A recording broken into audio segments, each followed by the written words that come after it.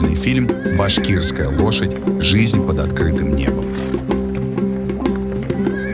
В отрогах горного хребта Ирындык на Южном Урале башкирская лошадь воплощает дух свободы и стойкости, подчеркивая величие и красоту этих древних просторов. Башкирская лошадь преодолевает суровые испытания зимы,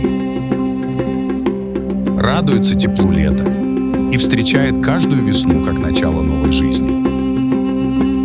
Взаимодействуя с природой, играя, борясь и выживая, башкирская лошадь веками сохраняет свою силу, грациозность и благородство.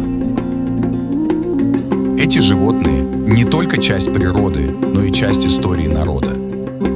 Они помогают человеку в труде, были надежным спутником в путешествиях и являются важным элементом в культуре. Сегодня на государственном уровне ведется работа по сохранению и развитию этой уникальной породы. Ученые и фермеры объединяют усилия, чтобы эти животные не только оставались частью нашего мира, но и продолжали вдохновлять потомков. Каждый год в жизни башкирской лошади – это цикл, полный испытаний и триумфов.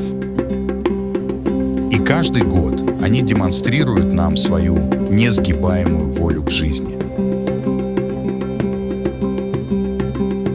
Это история о животных, которые не просто адаптировались к условиям, они сделали эти условия своим домом.